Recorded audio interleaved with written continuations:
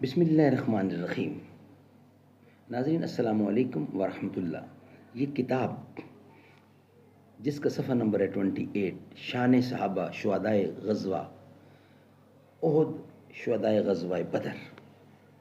ناظرین یہ کتاب، اس میں ہم حضرت مصعب بن عمیر کا ذکر کر چکے ہیں، حضرت امیر حمزہ کا ذکر کر چکے ہیں، اور اب تیسرا ذکر کر رہے ہیں آپ کے سامنے حضرت عباس بن عبد المطلب رضی اللہ عنہ کا۔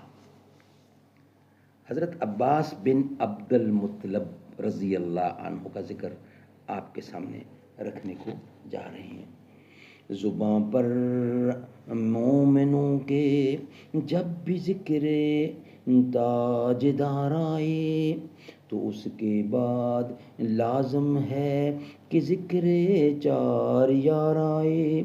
ابو بکر و عمر عثمان و حیدر جب بھی باغباں ہوں تو پھر کیوں کر نہ باغ مصطفیٰ میں ایک بہار آئے۔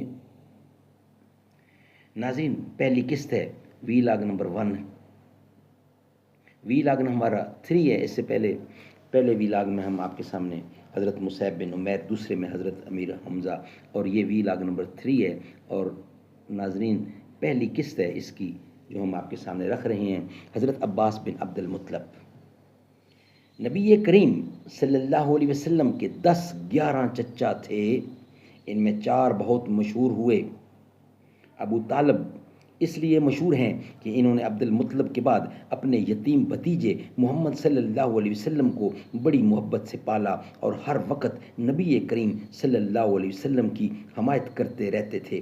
ابو لہب کی شہرت کی وجہ یہ ہے کہ وہ ساری عمر خدا اور رسول خدا کا دشمن رہا اور جہاں تک ہو سکا اسلام کو مٹانے کی کوشش کرتا رہا، لیکن نبی کریم صلی اللہ علیہ وسلم کے 2 چچا حضرت حمزہ اور حضرت عباس کا مقام یہ ہے کہ یہ دونوں بزرگ نبی کریم پر ایمان لائے، اسلام پر جمے اور اللہ کی رضا کے لیے اپنا سب کچھ قربان کرنے پر تلے رہے۔ انہوں نے زبان سے، اعمال سے، جان سے اور مال سے ہر طرح اپنے مسلمان ہونے کی گواہی دی۔ حضرت عباس تھے تو حضور کے چچا، لیکن عمر میں زیادہ فرق نہ تھا، 2-2.5 برس ہی بڑے تھے۔ بچپن ہی سے بھتیجے کے ساتھ بڑی محبت تھی۔ سبحان اللہ، سبحان اللہ۔ ناظرین یہ تیسرا وی لاگ ہے، اس سے پہلے ہم پیش کر رہے ہیں، آپ پیش کر چکے ہیں آپ کے سامنے حضرت مصعب بن عمیر، حضرت امیر حمزہ، اور اب یہ واقعہ حضرت عباس رضی اللہ کا ہے، اور ہم آپ کے سامنے رکھنے جا رہے ہیں پیج نمبر 29۔ اکثر ایسا ہوتا تھا کہ چچا بھتیجے کوئی کام کر رہے ہیں، کام کرتے کرتے بھتیجے پر مشقت کا زیادہ بوجھ دیکھا کہ بے چین ہو گئے، فوراً ہمدردی کی۔ ایک بار خانہ کعبہ کی مرمت ہو رہی تھی، فوراً ہمدردی کی۔ ایک بار خانہ کعبہ کی مرمت ہو رہی تھی، بوڑھے بچے اور جوان سبھی کام کر رہے تھے۔ پتھر ڈھونڈنے میں آن حضرت کا کندھا چھل گیا، چچا عباس بے قرار ہو گئے، جھٹ آپ کا تہ بند آپ کے کندھے پر رکھ دیا۔ بچپن ہی میں نہیں، جیسے جیسے بڑے ہوتے گئے محبت بڑھتی گئی۔ مسلمان ہونے سے پہلے بھی ہر طرح ساتھ رہے اور مسلمان ہونے کے بعد بھی۔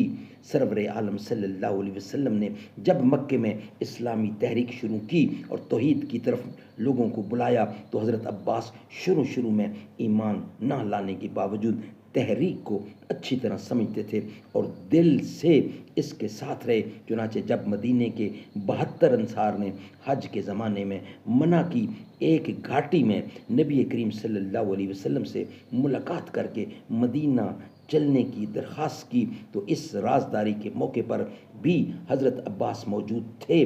اس موقع پر انہوں نے جو تقریر کی، اس سے ان کے تجربہ اور خلوص کا پتہ تو چلتا ہی ہے، ساتھ ہی ساتھ یہ بھی معلوم ہوتا ہے کہ وہ تحریک اسلامی کی راہ کی مشکلوں کو خوب سمجھتے تھے۔ انہوں نے انصار سے کہا، تم کو معلوم ہے کہ محمد صلی اللہ علیہ وسلم اپنے خاندان میں بہت معزز اور محترم ہیں۔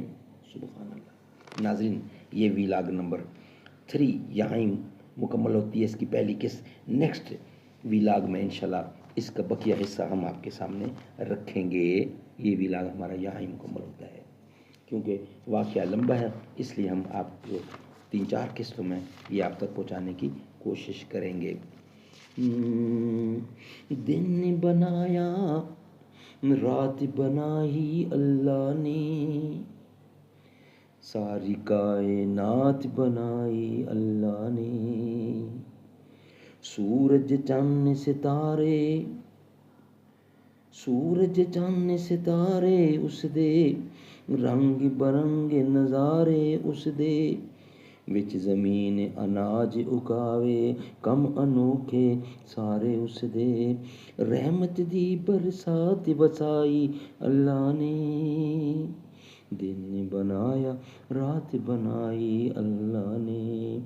मछली ले गई विच समुंदर, यूनस मछली पेट दे अंदर, कीता याद अल्लाह नू अपने, यूनस साते अंधेरे अंदर, किवें यार दी जान बचाई अल्लाह ने, दिन बनाया रात बनाई अल्लाह ने।